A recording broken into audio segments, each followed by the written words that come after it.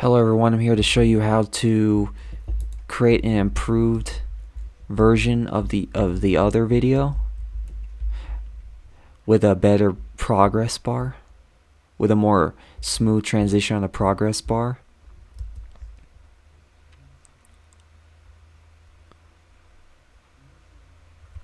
A lot of this has to do with having a balance between how long you should put it in maximum, because if you put it too short, it looks less smooth. So it doesn't look like a continuous progress bar. It doesn't look continuous. It looks like it goes blocky, kind of like in a blocky fashion. Here I'm making it so that then it doesn't look blocky, so it looks completely smooth from start to finish. And as you can see, it can regenerate. You can keep clicking back and forth.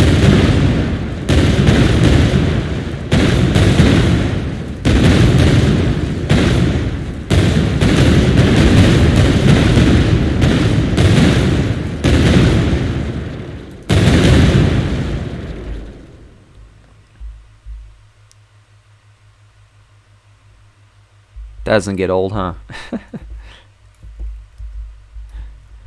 Well, I'll see you in the code real quick.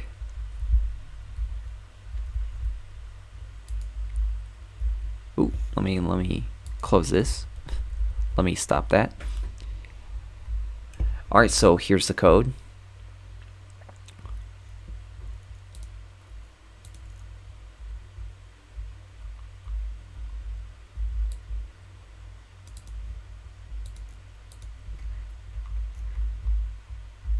So here I'm checking if slow time float delay is greater than or equal to 10. If it's greater than or equal to 10, you set it to 10. This is the original function. It has you need 3 timers, and that's about it. And here you're gonna have to check to see if slow time float delay is greater than or equal to 10. You'll set it to 10. If slow time bool is equal to false, and if slow time float delay is greater than or equal to 0, this will play, and slow time bool will be equal to true. And if slow time float delay is greater than 2, then you can call this function, which will play this once. We'll play this decrementation once, but it'll never get down to this point for whichever reason, for some reason. Because it's not looping. It's not looping.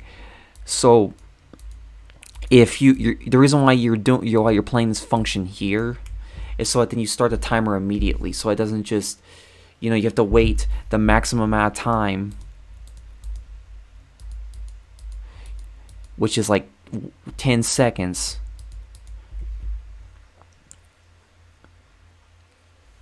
You don't want that.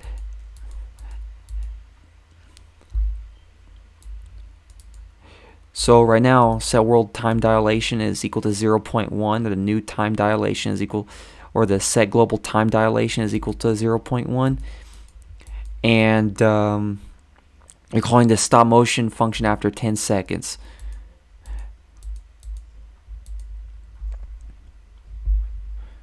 Else if this is equal to true, you set the slow time float delay. If it's less than or equal to 0, you set the slow time float delay equal to 1.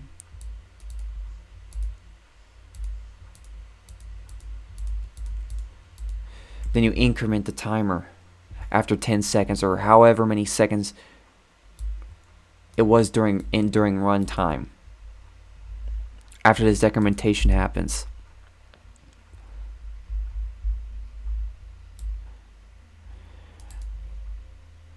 So after slow time float delay is less than or equal to 0, after being subtracted twice however many times, and slow time bool is equal to true, you're checking to see if slow time float delay is less than or equal to 0, make it equal to 1, and then you're setting the set global time dilation equal to 1 to set back to normal, which is 1. then after however many seconds, this increment timer will play. Then what it will do, it will keep looping until slow time float delay is greater than or equal to 10. If it's greater than or equal to 10 and this boolean is equal to false,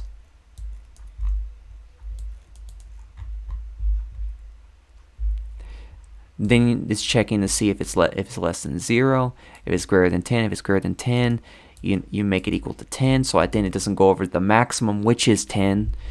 Then you get the World Timer Manager and you clear it, so then it doesn't keep regenerating over and over and over again. Here are all the variables: blueprint callable and blueprint rewritable. What you will need: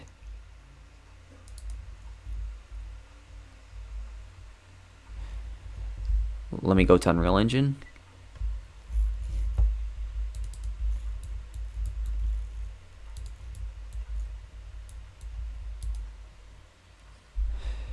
Here, what you'll need to do, you'll need to bind this function, or whichever you call it,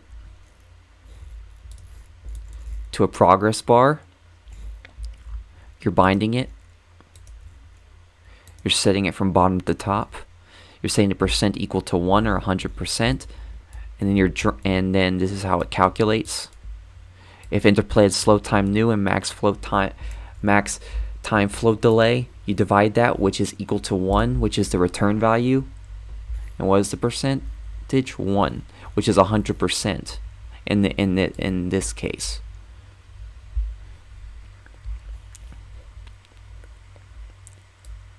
In Unreal Engine it is. So now what I'm doing, I'm using an event tick casting to the improved slow motion character. You get the player character, cast to the improved slow motion character.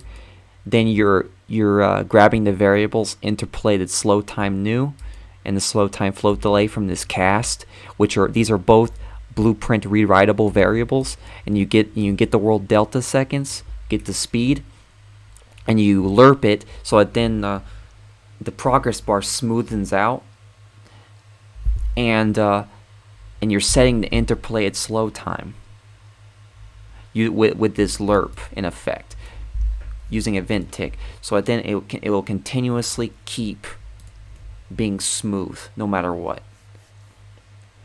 And using one event tick, I don't think is bad. If you use it in kind of what do you call it, sparingly. You don't use it recklessly. Use timers, don't use tick. But if you're using it maybe a little here, a little bit here, I don't think it's going to be a big deal. But if you keep using tick over and over and over again, that's probably not a good idea. It can slow down your game, slow down the frame rate, but if you use tick maybe once, on occasion, sparingly, I don't think it's going to affect it. Using tick in a moderation for maybe one game mechanic or two, but if it's just one game mechanic, I don't think anything will happen.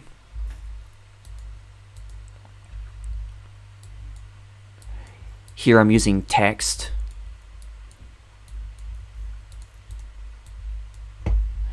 Using to text float, and what I'm doing, I'm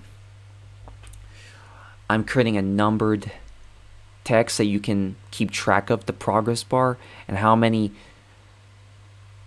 seconds are in the slow time float delay, or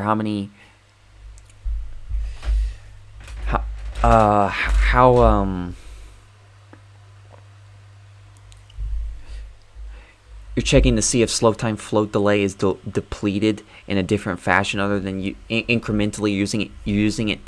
You're checking slow time float delay incrementally rather than by using a progress bar and using motion,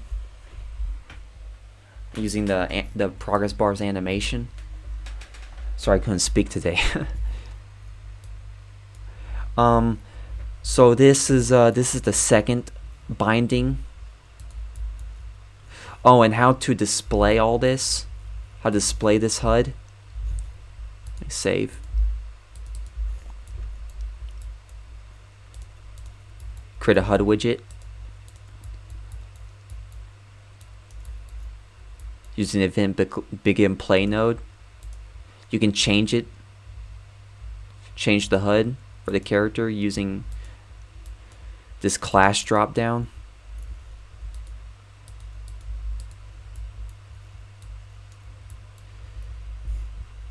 And here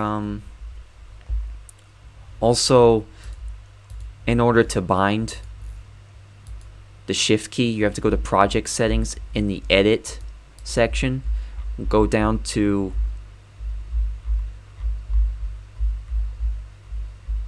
input, name it slow motion or however you want to name it, and bind it to left shift by pressing the plus sign.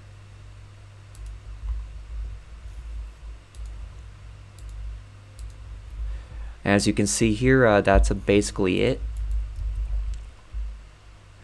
You can see it's starting immediately.